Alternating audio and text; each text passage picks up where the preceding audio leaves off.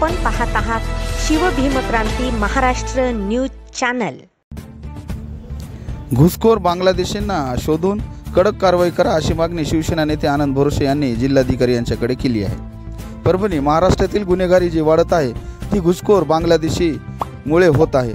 हे काही दिवसाखाली झालेल्या अभिनेते सैफ अली खान यांच्यावरील हल्ल्यावरून निदर्शनात येत आहे। त्याचप्रमाणे परभणीतही बांगलादेशी असण्याची शक्यता नाकारता येत नाही। परभणी शहरालगत असणाऱ्या वस्त्या आहेत जेथे काही घुसखोर बांगलादेशी लोक बनावट कागदपत्रांच्या आधारे घेऊन बऱ्याच दिवसांपासून वास्तव्य करीत आहेत। ते गुंड प्रवृत्तीचे असल्यामुळे त्यांच्यापासून परभणीकरांना हानी होऊ शकते। स्थानिक पोलिसांनी सदर ठिकाणी तपासणी मोहीम हाती घेऊन सर्वांचे कागदपत्रे योग्य आहेत का हे पाहावे व घुसखोरांवर कायदेशीर कठोर कारवाई करावी अशी मागणी शिवसेना नेते आनंद भरोसे यांनी परभणीचे जिल्हाधिकारी रघुनाथ गावडे यांच्याकडे केली आहे। यावेळी शिवसेना नेते आनंद भरोसे, भास्कर लंगोटे, माणिक पोंडे, बाळासाहेब पानपट्टे, प्रवीण गायकवाड आदी मोठ्या संख्येने उपस्थित होते।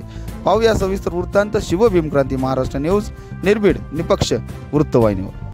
महोदयांना मी असं एक निवेदन दिले की परभणी शहरामध्ये आणि परभणी जिल्ह्यामध्ये या ठिकाणी मोठ्या प्रमाणावर चोरून बांगलादेशी लोक हे राहत आहेत।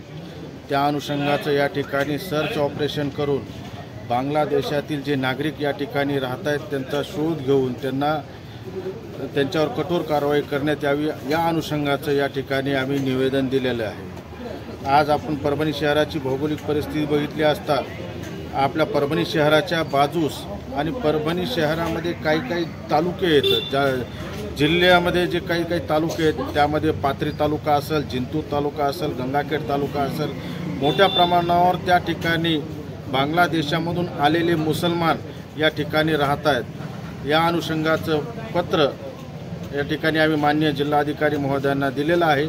निश्चित यावर त्यांनी सांगितले की यावेळेस आम्ही चांगल्या प्रकारे कारवाई करून माननीय पोलीस अधीक्षक यांना या ठिकाणी कारवाई करण्यासाठी सूचित करतो।